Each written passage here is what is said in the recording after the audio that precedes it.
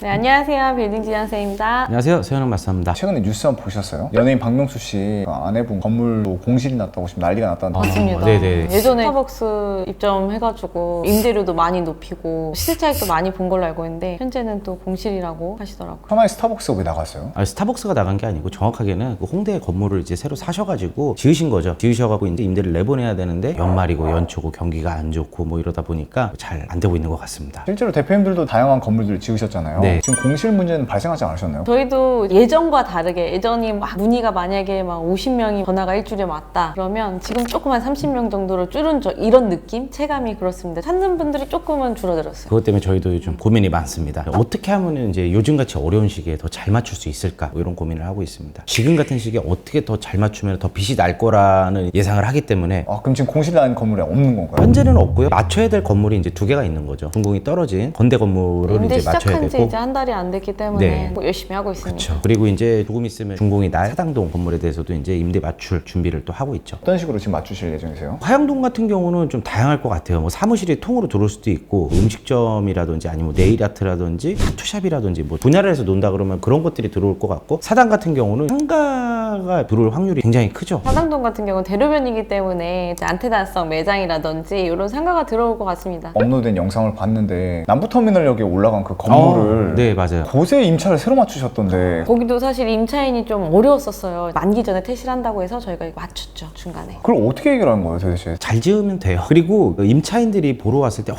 이거 쓰고 싶다. 많은 분들이 저희 회사 와서도 그래요. 와 정말 잘 해놨다. 나 정말 여기 쓰고 싶다. 제 방 와서 특히 많이 그러시거든요. 와 여기서 근무하시면 너무 좋겠어요. 제가 여기 제 방으로 쓰고 싶어요. 이런 얘기 많이들 하세요. 근데 저희가 건물 짓는 것도 그렇게 구성을 해놓습니다. 인테리어가 이 정도까지는 아니지만 이거 바로 직전까지는 해놓거든요. 그러니까 많은 분들이 와서 그림 그리기가 너무 좋죠. 그리고 혹시나 임차인이 이제 중간에 나갈 수 있어요. 저희가 맞추면 되는데 원상복구까지 해놓고 임차를 맞추려고 하시는 경우들이 있거든요. 그런 경우 좀 어렵다는 걸 말씀드리는 게, 아파트도 저희가 예쁘게 꾸며진 집 보면 어떻게 쓸 수 있겠구나, 가구가 이렇게 배치도 되고 구상을 할 수 있어서 좀 빨리 계약이 되는데 텅텅 비어있을 때는 조금 어렵잖아요. 내가 돈도 좀 많이 들어갈 것 같고 똑같다고 생각하시면 됩니다. 그래서 사무실 임차 같은 경우에 만기 전에 임차인이 퇴실한다고 했을 때 인테리어는 그대로 두고 있는 상태에서 임차인을 맞춰야 훨씬 좀 빨리 맞춰집니다. 남부터미널 맞추신 그분도 임차인 도대체 건물 몇 개 보고 계약을 하신 거예요? 임차인 분께서 그거 하나 보고 하셨어요. 진짜로요. 기존에는 병원 건물에 한 층을 쓰고 계셨었는데 병원도 이제 확장을 해서 인증을 받았어야 됐대요. 그래서 한 층을 여기까지 써야 이제 그게 된다 그래서 나가주시면 안 되겠냐. 그래서 알겠다 그러고 이제 주변에 알아봤는데 때마침 이게 딱 보였고, 와서 봤더니 뭐야 인테리어 다 돼 있네? 너무 좋네. 우리 집기만 갖고 오면 되네? 이거를 갖다 우리가 여기서 월세 냈던 돈 똑같이 와서 월세를 내는데 건물 전체를 다 쓴다고? 원래는 한 층밖에 못 썼는데 보시고 그냥 뭐 뒤도 없이 그냥 바로 하셨죠. 현 시설물 다 인수하는 조건으로 계약 진행했습니다. 한 방에. 그리고 심지어 월세가 아니고 연세입니다. 임대료 1년치 선납. 결국 임대료가 건물에서 되게 중요한 게 그 임대료에 따라서 그 건물의 가치가 매겨지는 거잖아요. 건물주들은 절대 임대료를 안 내리려고 하는 이유가 건물 가치가 떨어진다고 하는데 그게 맞는 말인가요? 맞습니다. 왜냐면은 임대료는 수익률하고 직결이에요. 100만 원만 떨어져도 0.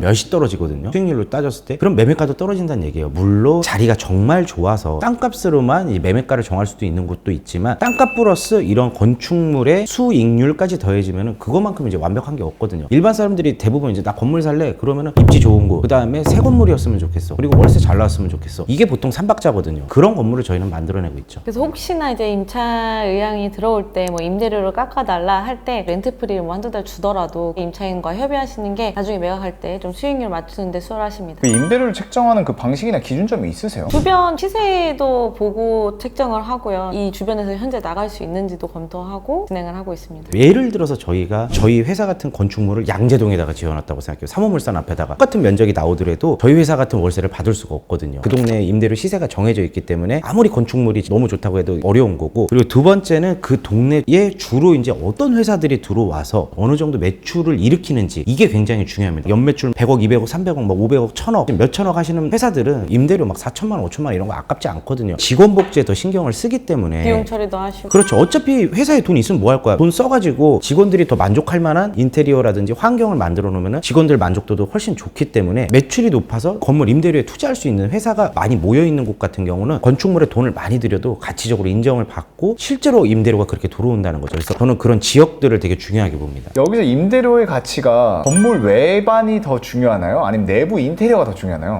1이요. 외관. 2도 반드시 돼야 돼요. 예를 들어서 이성 만나는 거랑 똑같아요. 딱 봤는데 예뻐. 그러면 이제 호기심이 생기죠. 그러면 이제 사겨. 그러면서 이제 지내보다 보면은 괜찮네. 그럼 결혼. 결혼하는 거고 이런 거랑 똑같거든요. 근데 사실 외관 이쁘면 내부도 이쁘지 않나요, 보통? 그쵸, 맞아요. 외관 이쁘게 할 정도면 내부도 그만큼 신경 쓴다는 거죠. 그래서 이제 외관이 이쁘다면 내부가 이제 내부 싸움이에요. 임차인들한테 사용하기에 좋은 환경인 그런 것들을 보시면 됩니다. 그러니까 모든 영감은 사실 좀 호텔에서 영감을 얻으시면 될 것 같아요. 그래서 제가 이제 해외여행이나 국내 여행 갈 때 주로 새로 지은 곳, 신축한 곳 이런 곳을 가요. 최근에도 저희가 세부 여행 다녀왔는데 제일 마지막에 지어졌다는 쉐라톤 호텔에 갔다 왔어요. 가면 갈수록 새로 나온 이 건축물들 거기서 영감을 많이 얻거든요. 외부 인테리어, 그쵸. 오브제 이런 것들도 네, 어떤 자재를 썼고 어떤 인테리어를 써서 어떤 컨셉으로 여기를 어떻게 했는지를 보면은 와 정말 놀라울 정도예요. 요즘 새로 지은 호텔들 너무 좋더라고요. 그래서 저는 어디든 여행 가면은 가자마자 이제 거기 다 돌아봅니다. 그리고 다음 날까지 아침에 일어나서 이제 주변 조경까지 이제 다 보죠. 왜 이런 거 썼고 어떤 색깔이 어울려졌고 아 왜 고급스럽다 이런 것들을 좀 많이 영감을 얻고 있습니다. 그런 게 진짜 눈에 보이나요? 완전 보이죠. 사람 신기한 게 좋은 거 보면 눈에 싹 들어오더라고요. 그래서 이거 좋다 그래갖고 이거 얼마예요? 이렇게 알아보면은 검색해보면 진짜 비싸더라고요. 그리고 사용자 입장. 제가 건물을 지을 때 무조건 저는 제가 사용자가 됩니다. 사용자가 호텔스러운 거 두 가지 측면으로 바라보고 그냥 설계하고 공사하면은 그 결과물이 늘 나오더라고요. 그럼 대표님들은 이제 밸류업 전문이시잖아요. 본인 건물도 본인이 직접 밸류업을 해버리실 정도로 리모델링 밸류업과 신축 밸류업이 월세 차이도 나중에 같이 영향을 많이 미치나요? 아무래도 미치죠. 리모델링은 1번 외관이 이쁩니다. 근데 2번 내부에 들어왔을 때 신축하고 동일한 조건에서 비교를 했을 때 될 수가 없어요. 거기서부터 이제 차이가 나요. 왜냐면 제일 이제 결정적인 게 층고가 났습니다. 리모델링 같은 경우는요. 그래서 거기에서 이제 내부적으로가 신축에 비해 갖고는 많이 밀리기는 합니다. 그러니까 예를 들어 옆 건물로 해가지고 신축 건물, 리모델링 건물 이렇게 똑같이 있으면 여긴 3,000인데 여기는 뭐 한 2,500 이렇게 나갈 수가 있어요. 대략 몇 퍼센트 정도 차이 난다 보면 될까요? 10%에서 20% 사이 정도는 10에서 20% 정도 네, 차이 나이가 나죠. 공사비도 따블인데요. 예.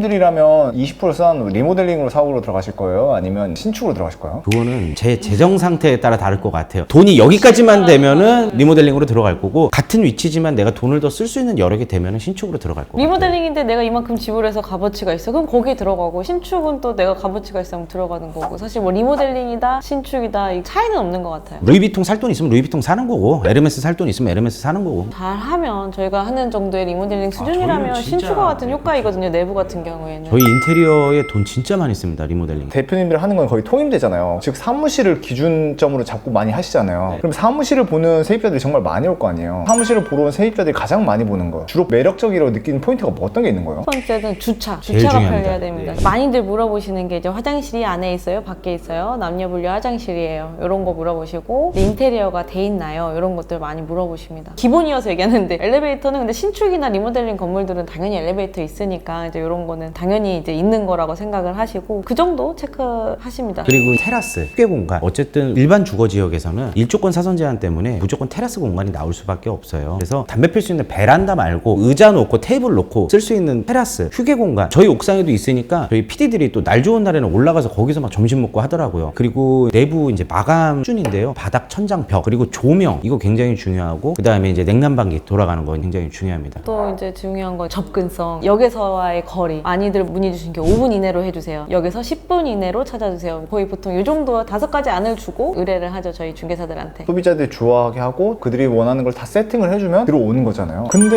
왜 이런데도 요즘 강남에 공실이 많다. 큰일이다. 왜 그런 거예요? 저희 건물도 그랬어요. 저희 신사동 이 사옥도 진짜 오랜 시간 공실이었어요. 반년 넘게. 느낌? 이 좋은 위치에 이렇게 좋게 외관을 해놨는데도 불구하고 공실이었던 거는 여기가 임대를 내놓은 금액이 싼 금액은 아니었어요. 근데 제가 딱 들어와서 느꼈던 거는 와 이거 너무 가성비로 공사해놨다. 제가 만약 들어와서 여기에서 몇 천만 원을 주고 쓴다면은 몇 억을 들여서 인테리어를 다시 해야 되겠더라고요. 안 됩니다. 이게 제 건물이니까 돈 10억을 들여서 제가 인테리어를 한 거지 임차인으로 왔으면 단돈 3억도 인테리어하기 아까워했을 거예요. 왜냐면 내 건물이 아니니까 나는 여기 쓰고 나가야 될 사람인데 누가 여기다 돈을 투자를 하겠어요. 제가 실제로 돌아다녀 봤는데 공실난 건물들을 가서 보면은요 다 그런 상태예요. 그냥 도장 상태로 마감돼 있고 바닥에 타일 붙어져 있고 라인 조명은 또 잘 해놓으셨어요. 냉난방기 붙여놓고 힘을 줄 때다가 주고 안 줄 때다가 안 주고 또 줄 때다 줘야 되는데 반대예요. 사용자 입장에서 진짜 고려하지 않았어요. 외관이 삐까번쩍하고 부분 자재 갖다 붙이고 그거는 당연히 줘야 되는 거고 안에 들어와서 내가 돈 안 들이고 집기 갖다 놓고 쓰기 좋아야 되거든. 만약에 예를 들어 아파트 전셋집이나 월세집 들어간다 생각해 보세요. 내가 거기다 1, 2억 줘가지고 공사하실 거예요? 안 하죠. 당연히 내 게 아닌데 내 집 샀어. 그러면 당연히 공사하고 들어가잖아요. 내 집이니까. 그러니까 그런 차이점이라고 좀 생각을 해주시면 될 것 같습니다. 둘 중에 하나입니다. 비싸거나 인테리어가 쫄하지 않거나. 방금 말씀드린 이 두 가지의 마지막 최종은 연락 주세요. 건축주 직접. 예를 들어 광대로변에 있어요. 그러면은 임대문이 붙여도 돼요. 공짜 홍보거든요. 적극 찬성인데 이면 들어와서 특히나 그리고 사무실을 목적으로 외적으로 지어놓은 건물에 임대를 붙여놨다. 와, 이거는 진짜 최악입니다. 예를 들어 내가 미용실 가서 메이크업 다 받고 막 삐까뻔쩍하게 옷 세팅 다 하고 애인 구함 도적 붙이고 다니는 거랑 똑같은 거예요. 애인 구함 이러면은 내가 아무리 좋은 데 가서 머리하고 명품 옷 입고 있고 이러면 뭐해. 어떤 이성이 와가지고 제가 애인 할게요 이런 사람 없습니다. 그럴수록 더 나를 궁금하게 하고 내 매력에 빠지게 그렇게 이제 외적으로 이렇게 마케팅을 해야지, 현수막을 붙이는 거는 진짜 마케팅이 아닙니다. 임대를 빨리 맞출 수 있는 좀 꿀팁을 드리자면, 임대인이 신경을 많이 써야 돼요. 이게 또 임대 사업이잖아요. 이게 사랑을 줘야 되거든요, 건물에. 사랑을 줘야 돼. 맞아요. 네, 빨리 계약되는 건물들은 제가 봤을 때 옛날부터 건물주들이 그 건물 청소를 하고 계신다든지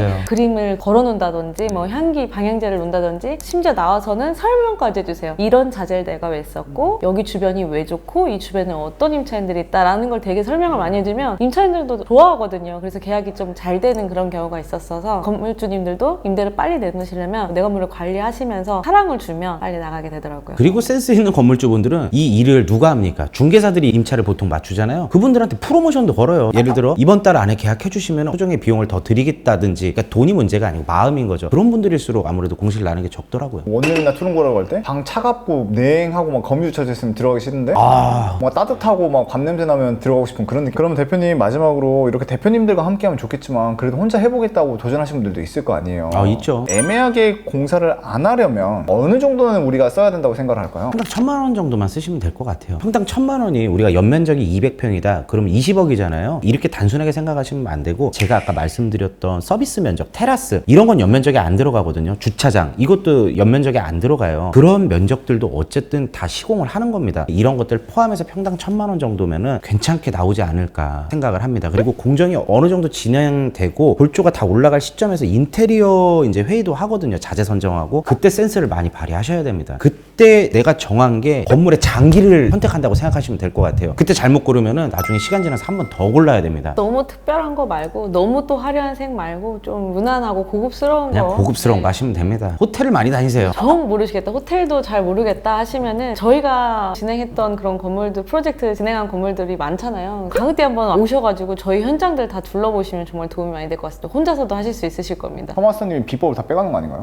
빼가세요. 강남이 진짜 공실없고 임차인도 만족하고 건물주도 만족하고 모두가 만족하는 이제 그런 아름다운 시장이 됐으면 좋겠습니다. 여러분의 성공 투자를 항상 기원하겠습니다. 오늘도 영상 시청해주셔서 감사합니다. 감사합니다.